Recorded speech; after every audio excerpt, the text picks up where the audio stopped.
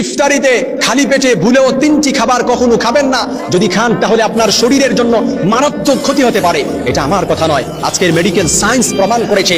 সম্প্রতিকালে কয়েকটি গবেষণা পত্রিকায় রিপোর্টটা বের হয়েছে।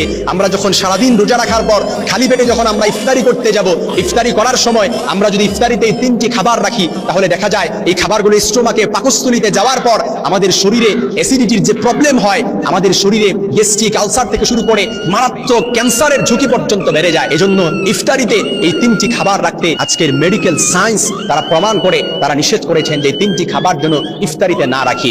দেখেন, শরীর যে আল্লাহ তাআলা দিয়েছেন, এই শরীর সম্পর্কেও কিন্তু কোরআনুল কারীমে আলোচনা করা হয়েছে। সূরাতুর রহমানের মধ্যে আল্লাহ তাআলা বলেছেন, ফাবিআইয়ি আলাই রাব্বিকুমা তুকাযযিবান, তোমরা আমার কোন কোন নিয়ামতকে অস্বীকার করবে। রব্বুল মাশরিকাইনি ওয়া রাব্বুল মাগরিবাইন, ওহে আমার বান্দা, ওহে আমার গোলাম, তোমরা আমার কোন কোন নিয়ামতকে অস্বীকার করবে। এজন্য পাকস্থলীতে যে খাবারটা যাওয়ার পর আমাদের শরীরের জন্য মারাত্মক ক্ষতি হতে পারে, এর এক নাম্বার হচ্ছে সফট ড্রিঙ্কস। এই সফট ড্রিঙ্কস খাওয়ার পর আজকের মেডিকেল সায়েন্স বলছে এটা থেকেই কিন্তু আমাদের গ্যাস্ট্রিক থেকে আলসার পর্যন্ত হয়, এটার প্রবলেম থেকে। এজন্য সফট ড্রিঙ্কস অনেকাংশে আমাদের এটা পছন্দনীয় একটা ড্রিঙ্কস। আমরা অনেকাংশেই এই ড্রিঙ্কস পান করতে আমরা স্বাচ্ছন্দ্য বোধ করি, আমরা আনন্দ বোধ মনে করি। এজন্য মনে রাখবেন, আপনার এমন কিছু খাবার যখন পাকস্থলীতে যায়, পাকস্থলীতে যখন পিত্তরস তৈরি করে দিয়েছেন এই খাবারটা পিউরিফাই করার জন্য, এই খাবারটা হজম করার জন্য, হজম শক্তিকে বাড়ানোর জন্য, তখন হজম শক্তি বাড়বে তো দূরের কথা, দেখা যায় রোগ প্রতিরোধ ক্ষমতা আরো কমে যায়। এই জন্য সফট ড্রিঙ্কস কখনো রাখবেন না। 2 নাম্বার হচ্ছে খালি পেটে কখনো গরম দুধ খাবেন না। শুধু গরম দুধ নয়, খালি পেটে কোনো গরম খাবারই খাওয়া যাবে না। কেননা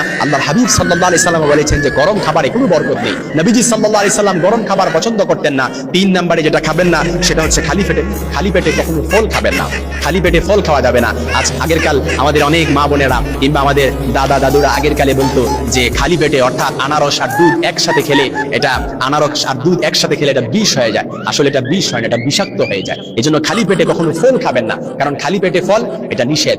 খালি পেটে ফল খায় না, খালি পেটে খায় জল, আর ভরা পেটে ফল। একটা কথা আছে কিন্তু আমাদের আঞ্চলিক কথা। এই জন্য মনে রাখবেন, আমাদের পাকস্থলী আর স্টোমাকে এমন কিছু খাবার আপনি প্রবেশ করালেন যেটা আপনার শরীরের জন্য মারাত্মক সমস্যা হতে পারে। এরকম কিছু খাবার দিলেন, তার মানে আপনি আপনার শরীরের জন্য অনেক রোগ আপনি ডেকে নিয়ে আসলেন। ক্যান্সার, গ্যাস্ট্রিক, আলসার, যেগুলো আপনার কিডনিতে ড্যামেজ করে দিবে আস্তে আস্তে, যেটা আপনি কল্পনাও করতে পারবেন না। এজন্য আজকের মেডিকেল সায়েন্স বলছে, আমরা যেহেতু সারাদিন রোজা রাখি, এই রোজাটা যেন আমাদের জন্য স্বাস্থ্যের জন্য আমাদের উপকারী হয়। সারাদিন রোজা রাখবো, এই রোজাটা যেন আমাদের দেহের জন্য উপকারী হয়। এজন্য এমন কিছু খাবার খাওয়া যাবে না যেটা আমাদের শরীরে মারাত্মক প্রভাব ফেলতে পারে।